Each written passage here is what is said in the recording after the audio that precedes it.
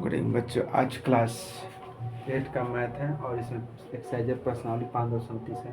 बिना गणना किए वह संख्या बताए जिसे वास्तविक पूर्ण वर्ग नहीं है।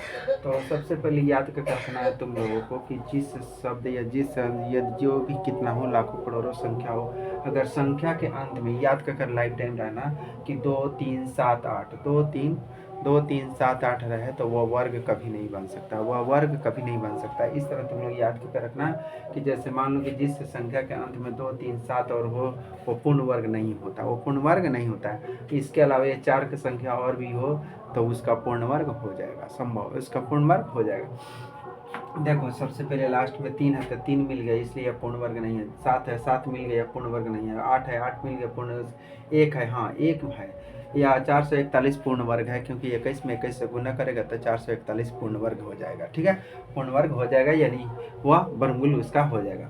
आगे की बार बार घटाने की विधि से 100 और 169 का वर्गमूल, 100 और 169 का वर्गमूल ऐसे भी मुजबानी बना सकता है, लेकिन हमको ट्रिकी यानी बार बार घटाने की विधि बताना है तो ऐसे भी तुम डायरेक्ट भी बना सकते हो। 100 का लघु या 100 का वर्गमूल 10 और 169 का लघु 13 13 तरह। तो इस तरह नहीं बनाना, हमको नियम से बनाना, जो नियम कहता है उस नियम से हमको ही बनाना है। ठीक है, तो देखो ये 100 में से पहले ये विषम संख्याओं को घटाते, क्या घटाते हैं, विषम संख्याओं को घटाते हैं। अगर लास्ट में 0 आ जाता है तो वो पूर्ण वर्ग है।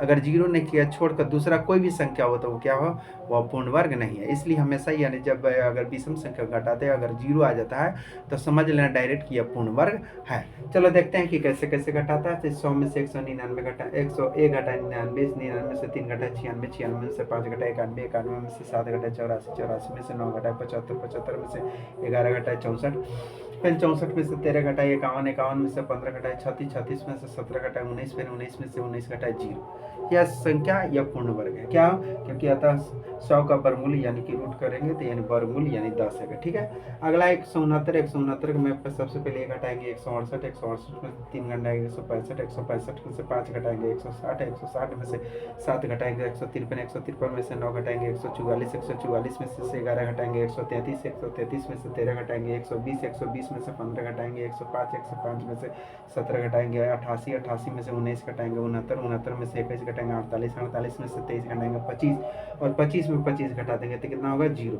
यानी विषम संख्या कितना 0 है, या कि 169 का 13, यानी विषम संख्या को ही सिर्फ हम घटाते हैं दूसरा। और इस तरह घटाने की विधि का वर्गमूल बनाने की विधि का एक नया टेक्निक है। ठीक है, थैंक यू बच्चों।